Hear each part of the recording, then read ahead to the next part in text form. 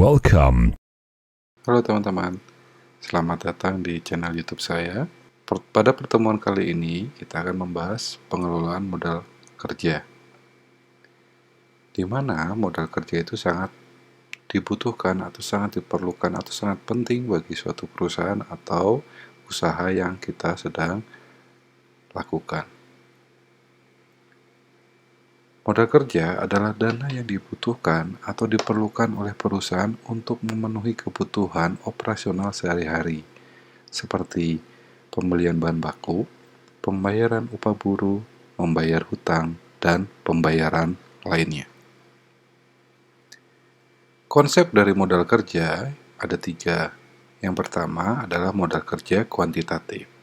Menitikberatkan pada kuantitas dana yang tertanam dalam aktiva yang perputarannya kurang dari setahun. Biasanya adalah keseluruhan elemen aktiva lancar.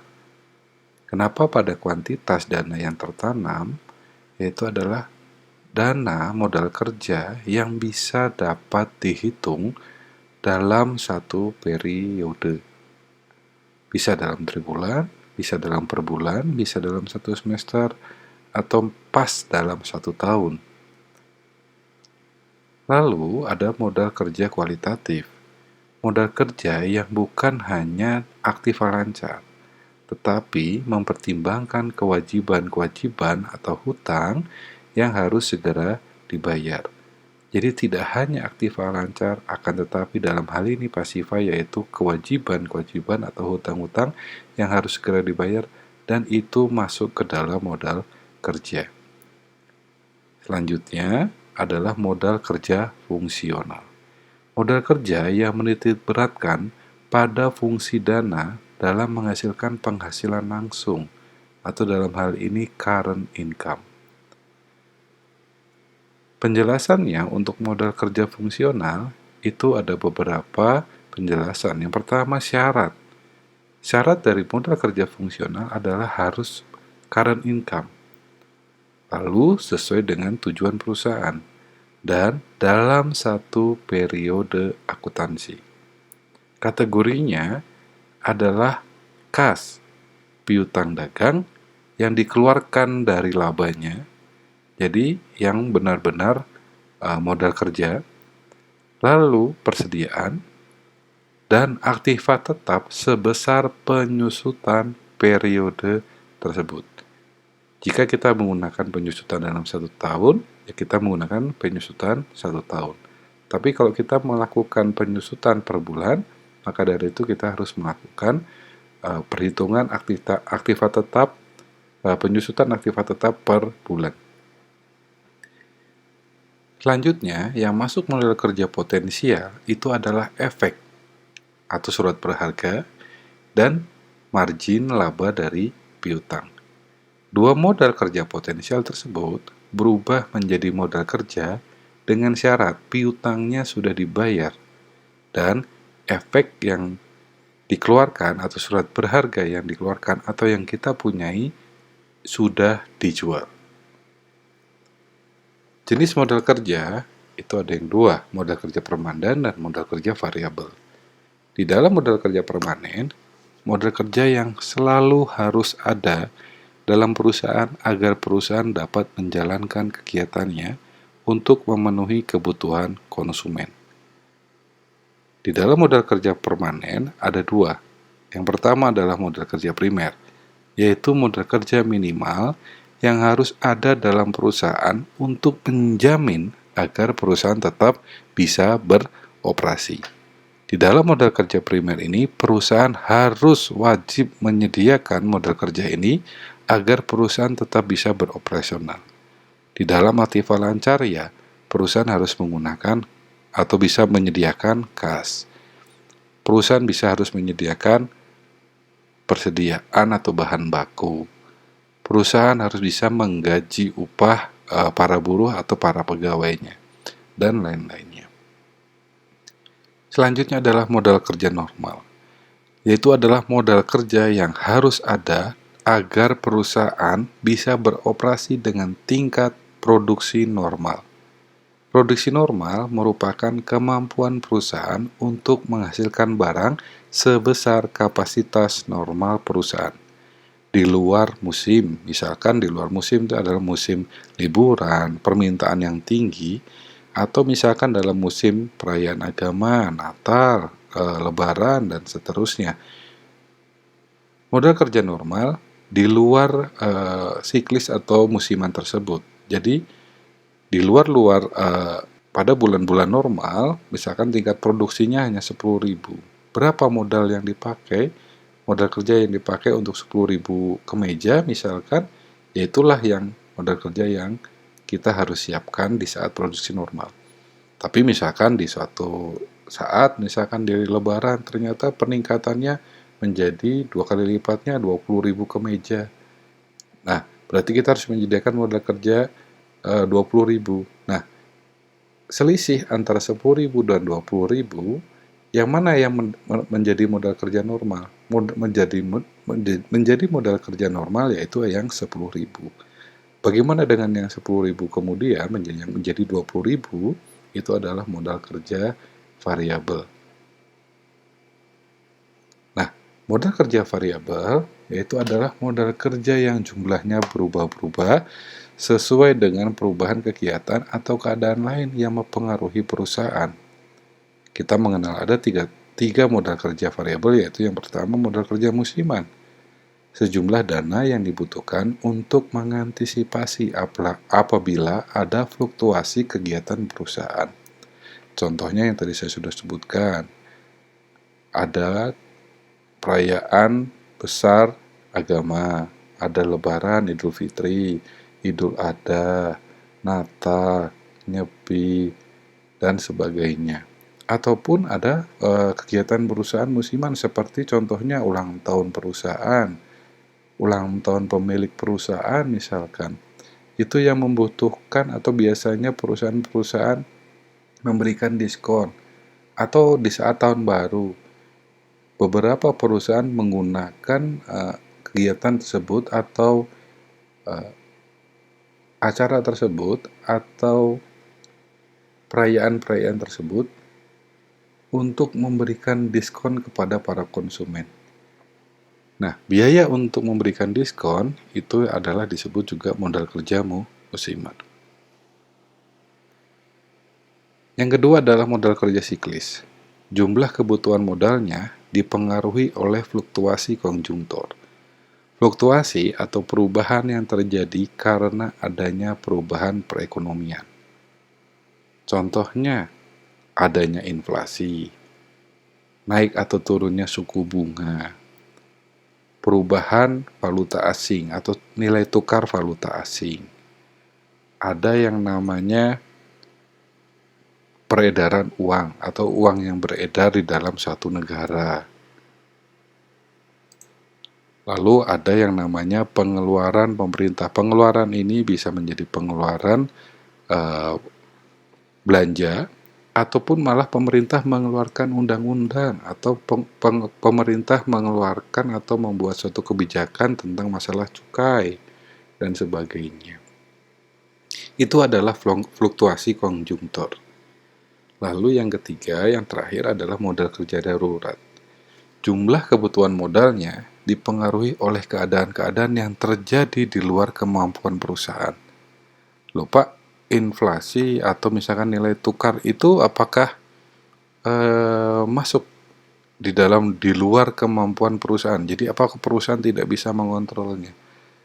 Kenapa inflasi atau fluktuasi konjungtur tidak masuk ke modal kerja darurat? Karena fluktuasi konjungtur itu masih bisa dikendalikan, misalkan dengan cara instrumen derivatif keuangan, misalkan menggunakan kontrak opsi atau option kontrak, forward kontrak, future kontrak, swap, dan lain-lainnya.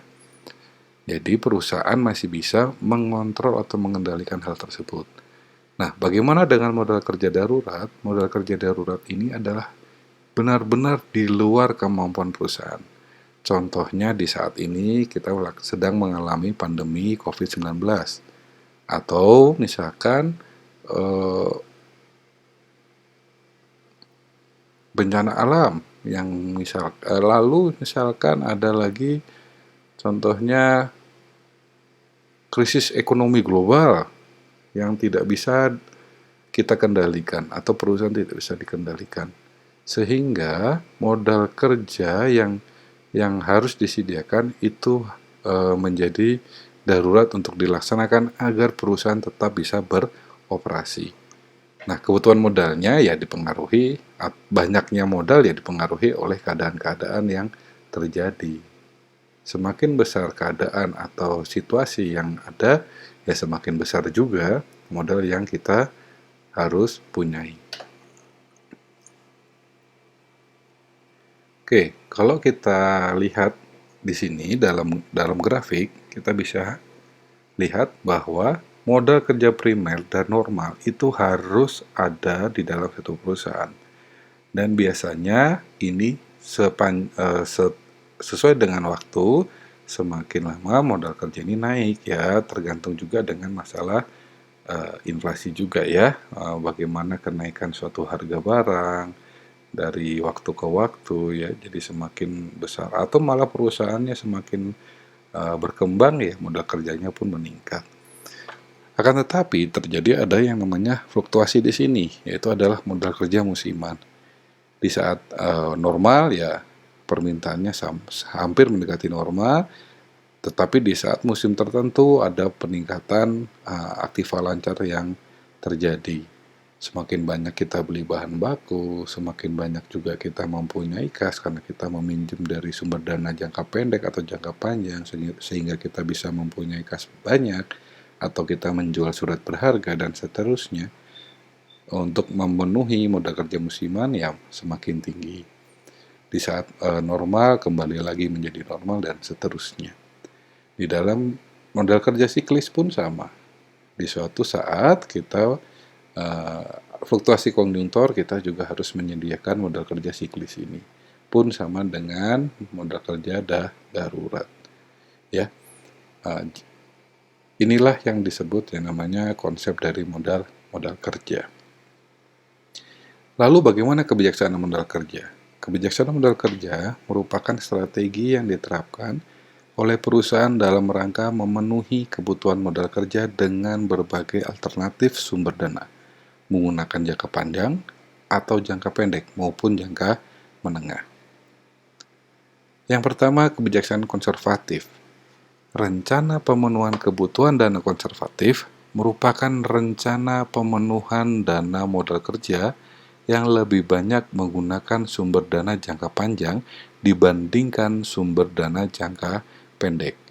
Dikarenakan dalam kebijakan ini modal kerja permanen dan sebagian modal kerja variabel dipenuhi oleh sumber dana jangka panjang. Sedangkan modal kerja variabel lainnya dipenuhi dengan sumber dana jangka pendek. Kebijakan ini disebut konservatif atau hati-hati, karena sumber dana jangka panjang mempunyai jatuh tempo yang lama, sehingga perusahaan memiliki keleluasaan dalam pelunasan. Kalau kita lihat bagaimana kebijaksanaan ini berlaku di dalam perusahaan, kita bisa lihat di dalam grafik ini. Aktiva tetap, modal kerja permanen, dan sebagian fluktuasi aktiva lancar didanai oleh sumber dana jangka panjang. Dan sebagian kecilnya menggunakan permodalan jangka pendek. Jika memang sudah melebihi dananya dari dana dari yang didanai oleh sumber jangka panjang, ya terpaksa harus menggunakan permodalan jangka pendek. Akan tetapi, di saat sumber dana jangka panjangnya ini melebihi atau dalam normal misalkan ya, terus akhirnya melebihi, kas ini akan percuma atau tersimpan percuma. Maka dari itu, kita mencoba membeli beberapa efek atau membeli surat berharga sehingga bisa mendapatkan profit yang lebih. Akan tetapi sekali lagi, jika tidak digunakan, maka dari itu menjadi mubazir atau mengurangi profitnya. Di dalam konservatif ini, resikonya sangat rendah. Tapi kita tahu Hukum dari ekonomi, teori dari ekonomi, semakin resiko rendah, profitnya pun semakin rendah. Di mana resiko tinggi, pun profitnya akan tinggi. Maka dari itu, kebijakan konservatif dengan resiko yang tinggi akan menyebabkan profit yang rendah. Kenapa profit yang rendah? Karena dana yang kita siapkan menggunakan sumber jangka panjang, jika tidak digunakan akan menjadi sia-sia, jadi hanya membayar bunga, atau dana terlalu banyak tersimpan atau tidak digunakan. Ya, begitu. Oke, selanjutnya kebijaksanaan moderat. Kebijakan ini didasarkan atas prinsip matching principle yang menyatakan bahwa jangka waktu sumber dana sebaiknya disesuaikan dengan lamanya dana tersebut diperlukan. Bila dana yang diperlukan hanya untuk jangka pendek, maka sebaiknya didanai dengan sumber dana jangka pendek. Demikian pula, jika dana yang diperlukan hanya untuk jangka panjang, maka sebaiknya didanai dengan sumber dana jangka panjang. Mari kita lihat kebijaksanaan moderat ini berlaku di dalam perusahaan di dalam grafik ini.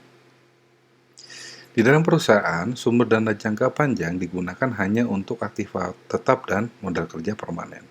Untuk fluktuasi aktiva lancar, jika terjadi permintaan yang sangat tinggi atau di saat musiman atau siklis terjadi, maka dari itu kita mencari sumber dana jangka pendek.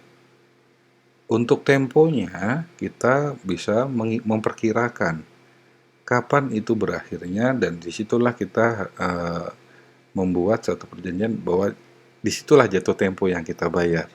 Biasanya kurang dari 1 tahun. Jadi yang di saat kita pakai, yang kita butuhkan, yaitu yang kita pakai dengan sumber dana jangka pendek. Ya, kita butuhnya 1M untuk jangka pendek, ya kita pakai 1M. Ya, tidak lebih dan tidak kurang. Waktunya misalkan 3 bulan, ya kita sumber dana jangka pendeknya jatuh temponya pun 3 bulan, tidak melebihi dari proyeksi yang kita perhitungkan. Itu ada kebijaksanaan moderat. Selanjutnya ada kebijaksanaan agresif. Bila pada kebijakan konservatif itu lebih mementingkan faktor keamanan atau kehati-hatian, jadi margin of safety-nya sangat besar. Jadi keamanannya itu sangat besar. Tapi sekali lagi kan mengakibatkan tingkat profit atau keuntungan yang rendah. Kalau agresif, kebutuhan dana jangka panjang akan dipenuhi dengan sumber dana jangka pendeknya.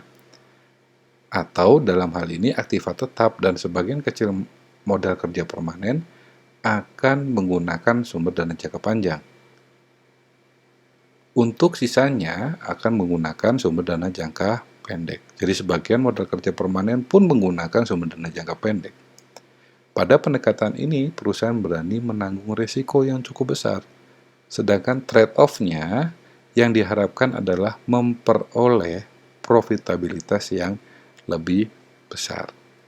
Jadi tidak hanya aktiva tetap modal kerja permanen keseluruhan modal kerja permanen dan aktiva tetap menggunakan sumber jangka panjang, tapi yang menggunakan sumber jangka panjang hanya aktiva tetap dan sebagian kecil modal kerja permanen. Sisanya modal kerja permanen dan fluktuasi aktiva lancar menggunakan sumber dana jangka pendek. Akan tetapi resikonya tinggi. Kita tidak mempunyai keleluasan dalam pengembalian atau membayar suatu kewajiban. Di saat jatuh tempo, kita harus tepat membayarnya. Kalau tidak tepat, kita mendapatkan bunga keterlambatan. Kalau kita menggunakan sumber jangka panjang, mungkin kita bisa keleluasan. Contohnya kita bisa membayar bunganya saja dulu, lalu membayar pokoknya. Akan tetapi, jika menggunakan sumber dana jangka pendek, contohnya misalkan di sini sumber dana jangka pendek itu adalah pinjaman bank jangka pendek dengan jaminan, terus pinjaman jangka pendek tanpa jaminan atau tanpa agunan. Bahasa Inggrisnya sih unsecured short term loan misalkan. Terus mungkin pakai LC, letter of credit, surat berharga, commercial paper misalkan ya, atau menggunakan trade credit atau utang dagang. Itu juga kita bisa menggunakan pembiayaan jangka pendek tersebut. Nah, kalau sudah jatuh tempo ya kita harus bisa bayarkan itu. Nah, itu yang tidak bisa menjadi keleluasan perusahaan untuk membayar suatu kewajibannya. Telat ya sudah bayar. Nah, sehingga itu mengakibatkan resiko yang cukup besar.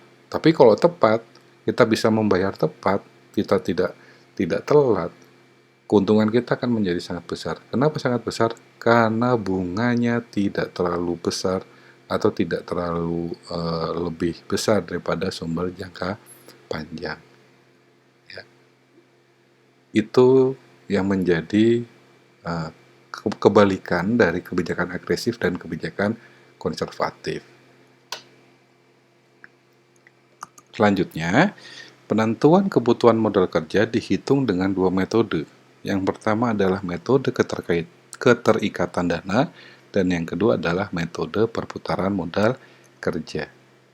Dalam metode keterikatan dana, yaitu adalah waktu yang diperlukan mulai dari kas yang ditanamkan pada komponen-komponen atau elemen-elemen modal kerja sampai menjadi kas kembali. Contohnya kalau saya punya perusahaan garmen, saya punya uang 1 miliar.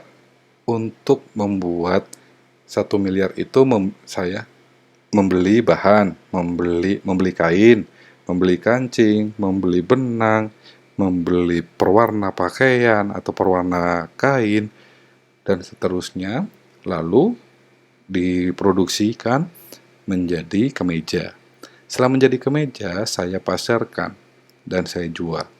Dan setelah saya jual, saya mendapatkan uang kas. Nah, keterikatan dana ini adalah pada awal 1 miliar sampai saya mendapatkan 1 miliar kembali. Setelah saya, berapa lama sih dari 1 miliar ini, terus habis itu saya beli berapa hari, disimpan di gudang berapa hari, diproduksi berapa hari, dipasarkan berapa hari, dijual berapa hari, lalu misalkan dibayar berapa hari, sehingga mendapatkan kas. Dari kas menjadi kas itu berapa lama? Itu adalah waktu yang diperlukan dari kas menjadi kas, dan itu dihitung, dan ini menjadikan metode keterikatan dana atau cara perhitungan dari metode keterikatan dana. Waktu, sekali lagi, waktu yang diperlukan dari kas menjadi kas kembali. Lalu metode kedua adalah metode perputaran modal kerja. Kazmir menyatakan bahwa perputaran modal kerja atau working capital turnover merupakan salah satu rasio untuk mengukur atau menilai keefektifan modal kerja perusahaan selama periode tertentu. Artinya, seberapa banyak modal kerja berputar selama satu periode atau dalam satu periode akuntansi. Bambang Rianto menyatakan bahwa working capital turnover adalah kemampuan modal kerja berputar dalam satu periode siklis kas atau cash cycle dari suatu perusahaan. Munawir menyatakan bahwa rasio ini menunjukkan hubungan antara modal kerja dengan penjualan dan menunjukkan banyaknya penjualan yang dapat diperoleh perusahaan untuk tiap rupiah modal kerja. Untuk menilai keefektifan modal kerja, dapat digunakan rasio antara total penjualan dengan jumlah modal kerja rata-rata. Tingkat perputaran turnover rate modal kerja atau aktiva lancar dapat pula dihitung dari neraca dan income statement dari suatu saat tertentu. Dari penjelasan ini ada perbedaan. Kalau dari metode keterikatan dana, kita menghitung waktu dari kas menjadi kas. Akan tetapi, kalau misalkan menggunakan perputaran modal kerja, kita harus melihat neraca dan income statement, lalu dalam 1 tahun itu beberapa kali sih perputaran kas, perputaran persediaan, perputaran piutang, lalu kita hitung berapa sih modal kerja yang kita perlukan jika kita mempunyai beberapa perputaran dari aktiva lancar tersebut. Oke, sekian materi kali ini. Terima kasih telah menyaksikan channel YouTube saya. Terima kasih juga telah mengikuti perkuliahan online saya. Saya ucapkan terima kasih. Dan pesan saya tetap adalah stay safe, stay healthy, dan stay clean. Tetap jaga jarak, jauhi kerumunan, jaga selalu kesehatan, jaga imunitas jaga imunitas teman-teman, stay clean, jaga selalu kebersihan. Memakai masker, membersihkan tangan menggunakan sabun, atau menggunakan hand sanitizer, atau kita selalu menggunakan disinfektan untuk melindungi ruangan kita, sehingga kita bisa terhindar dari mara bahaya virus COVID-19 ini. Semoga teman-teman selalu diberkati dan diberikan banyak berkah oleh Tuhan Yang Maha Kuasa. Sekali lagi saya ucapkan terima kasih. Wassalamualaikum warahmatullahi wabarakatuh. Salam sejahtera. Shalom Alaikum.